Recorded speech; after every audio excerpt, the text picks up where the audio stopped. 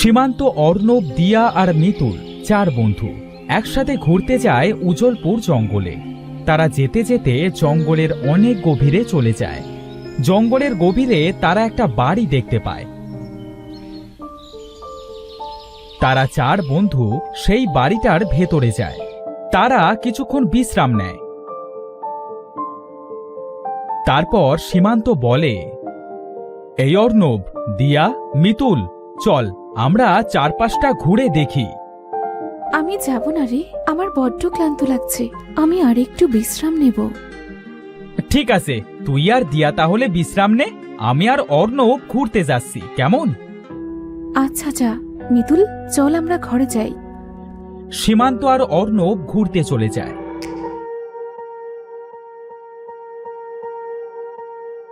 মিতুল আর দিয়া ঘরে এসে ঘুমিয়ে পড়ে।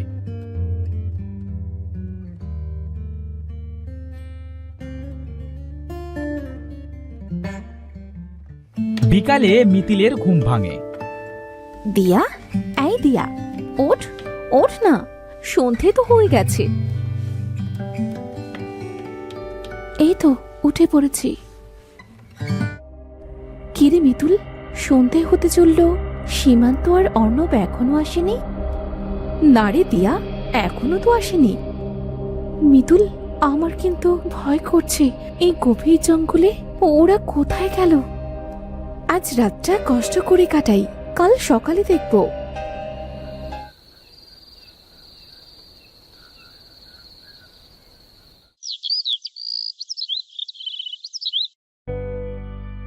মিতুল, মিতুল, মিতুল ওঠ, সকাল হয়ে গেছে। সীমান্ত আর অর্ণবকে খুঁজতে যেতে হবে। হ্যাঁ চল, কোথায় যে গেল আমাদের রেখে।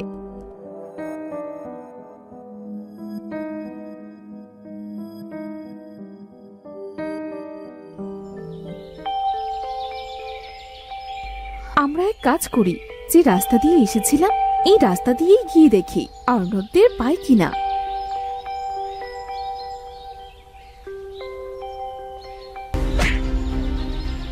উফ, জ্বলে গেল। কিরে, কি হলো তোর? আরে, তোর কপাল কেটে রক্ত ঝরছে। কিভাবে কাটলো তোর কপাল? যেতে যেতে কিছু একটার সাথে ধাক্কা খেয়ে পড়ে গেছি। মানে, এখানে তো ধাক্কা খাওয়ার মতো কিছু নেই। আমার মনে হলো এখানে কোনো দেয়াল আছে যেটাতে আমি ধাক্কা খেয়েছি। এখানে দেয়াল কোথায় পাচ্ছিস? তাড়াতাড়ি আয় তো। আরে, এটা তো দেয়াল মনে হচ্ছে। এটা কি অদৃশ্য দেয়াল নাকি? কালকে আসার সময় তো কোনো দেয়াল ছিল না। সত্যি তো, কালকে তো আমরা এই রাস্তা দিয়ে এসেছি, তখন তো কোনো দেয়াল ছিল না। কি হচ্ছে এসব আমাদের সাথে? মিতুল, দেখ তো দেয়ালটা ভাঙা যায় কিনা।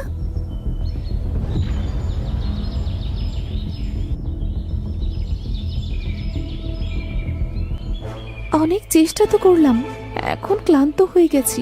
চল আমরা ফিরে যাই।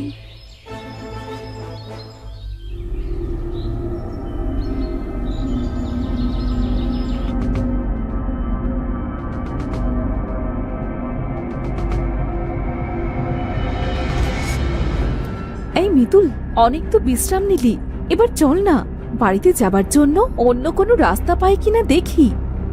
ঠিক আছে, চল তাহলে।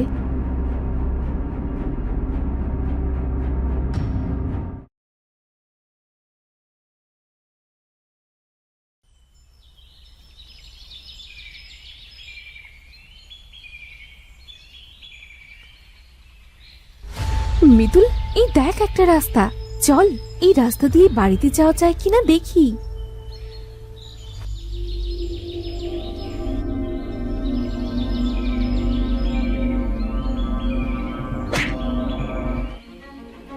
দিয়া, এখানে তো অদৃশ্য দেয়াল, এখন কি করব আমরা? কিভাবে যাব বাড়িতে? কি করব তো বুঝতে পারছি না। যে খাবার এনেছিলাম সেটাও তো ফুরিয়ে গেছে। আমাদের তো কিছু খাবারও জোগাড় করতে হবে রে। চল আমরা খাবার মতো কিছু পাই কিনা দেখি।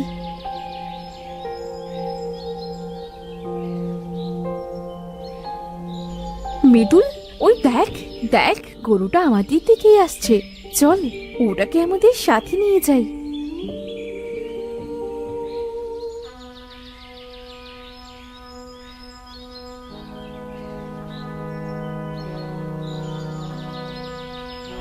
গরুটা এখানে বাঁধা থাক, চল আমরা আমাদের জন্য আর গরুর জন্য কিছু খাবার নিয়ে আসি।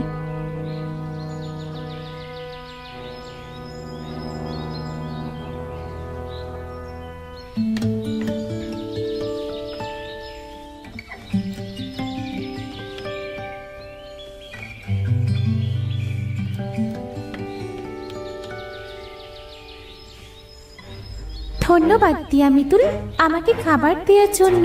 তোমরা আমার কাছ থেকে দুধ নিতে পারো। তুমি তো একটা গরু, তুমি কিভাবে কথা বলছো?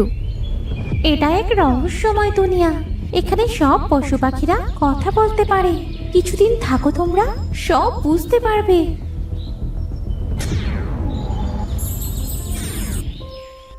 দিয়া, গরুটি কোথায় চলে গেল রে? সেটা তো আমিও বুঝতে পারছি না রে। আচ্ছা, এইসব বাদ দে তো, সন্ধে হয়ে গেছে, চল এখন ঘরে চল। আমরা কালকে আবার বাড়িতে যাওয়ার জন্য অন্য রাস্তা খুঁজবো।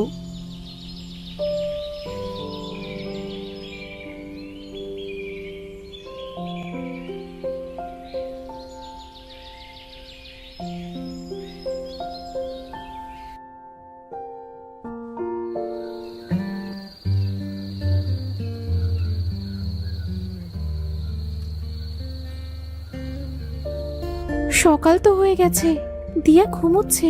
আমি একটু আশপাশটা দেখি, নতুন কোনো রাস্তা খুঁজে পাই কিনা।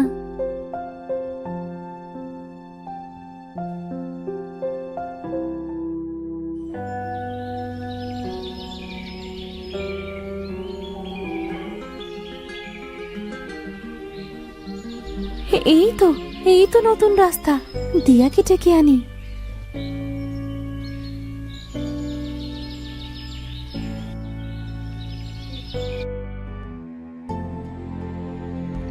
দিয়া, এই দিয়া, ওঠ ওঠ, নতুন একটা রাস্তা পেয়েছি রে। চল তো গিয়ে দেখি এই রাস্তা দিয়ে বাড়িতে যেতে পারি কিনা।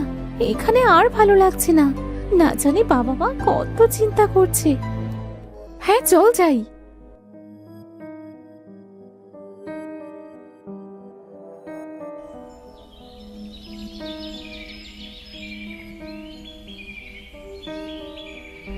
তারা দুজন পথ খুঁজতে খুঁজতে একটা বাড়ি দেখতে পায়।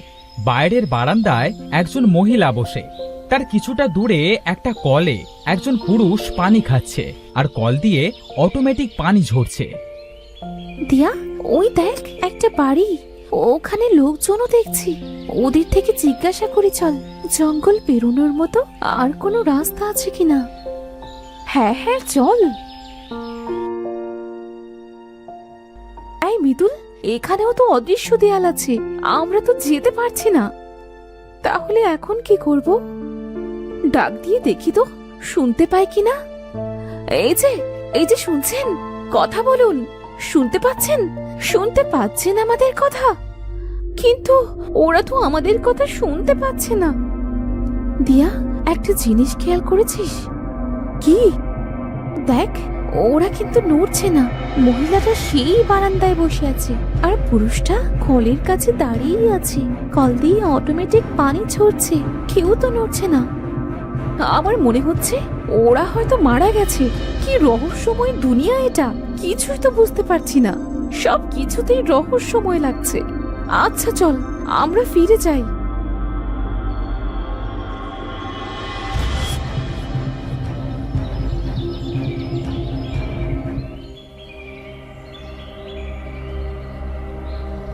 দিয়া, মিতুল, আমার গোড়ায় একটু পানি দাও না। দেখো আমার ডালপালা কেমন শুকিয়ে যাচ্ছে। এ কি, গাছ আবার কথা বলে নাকি? এই দুনিয়াটা এক রহস্যময়, এখানে সবকিছুই কথা বলতে পারে।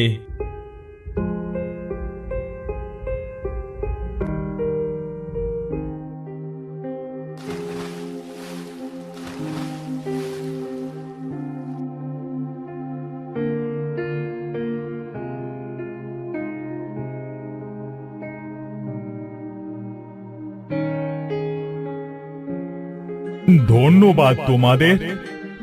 আচ্ছা, তুমি তো এখানে থাকো, বলো না আমরা কিভাবে বাড়ি যেতে পারবো? এখানে যে আমরা আর থাকতে পারছি না। তোমরা আমাকে সাহায্য করেছো, তাই তোমাকে তোমাদের বাড়িতে যাবার রাস্তা বলছি। তোমরা তো বুঝতেই পেরেছো এটা একটা রহস্যময় দুনিয়া। এই দুনিয়া থেকে বের হতে হলে ওই যে উঁচু পাহাড় দেখছো, ওই উঁচু পাহাড়ের ওপর একটা দুষ্টু দৈত্য থাকে। ওখানে দৈত্যের একটা জাদুর বাড়ি আছে। ওটা ভেঙে ফেলতে পারলে তোমরা তোমাদের দুনিয়ায় ফেরত যেতে পারবে। কিভাবে উঠবো আমরা উঁচু পাহাড়ে? এই রহস্যময় দুনিয়ায় একটা অদ্ভুত রাস্তা আছে। সেই রাস্তা তোমাদেরকে খুঁজে বের করতে হবে। ওই রাস্তা দিয়েই তোমরা পাহাড়ে পৌঁছাতে পারবে। কিভাবে চিনবো আমরা ওই অদ্ভুত রাস্তা? রাস্তার উপর পা দিলে তোমাদের উড়িয়ে নিয়ে যাবে। রাস্তার দুপাশে গাছপালাও রাস্তার সাথে উপরে ভাসবে। এর বেশি আমি তোমাদের আর বলতে পারবো না। ধন্যবাদ তোমাকে গাছ। চল দিয়া, সময় নষ্ট না করে আমরা এখনই অদ্ভুত রাস্তাটা খুঁজে বের করি।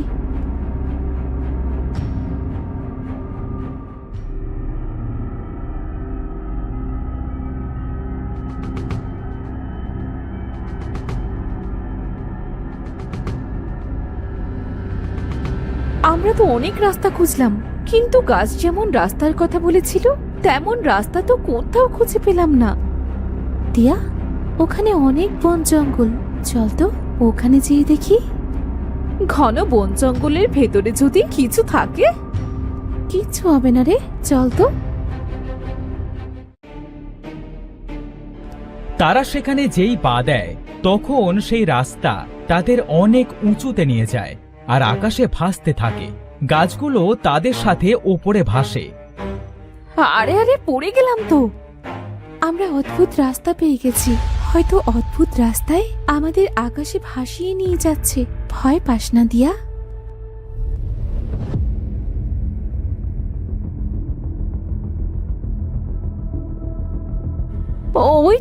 ওই তো সেই ঘর। চল আমরা ঘরটাকে ভেঙে ফেলি।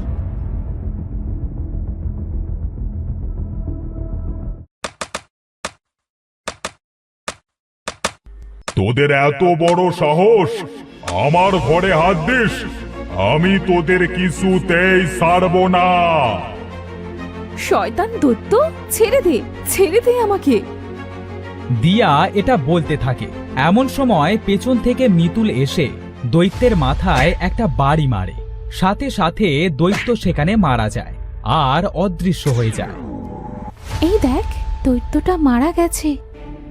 এবার আমরা এই জাদুর ঘরটা ভেঙে ফেলি। এই রহস্যময় দুনিয়ায় আর থাকতে পারছি না, খুব কষ্ট হচ্ছে।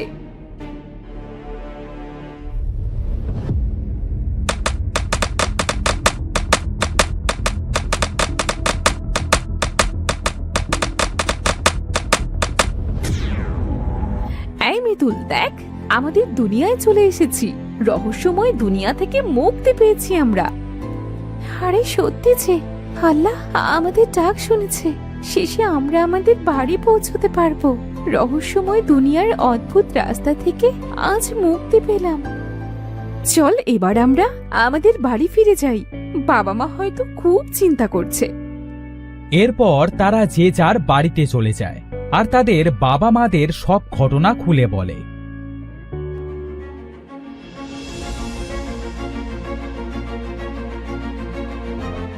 সব শুনে তাদের বাবা মা অনেক কান্না করে।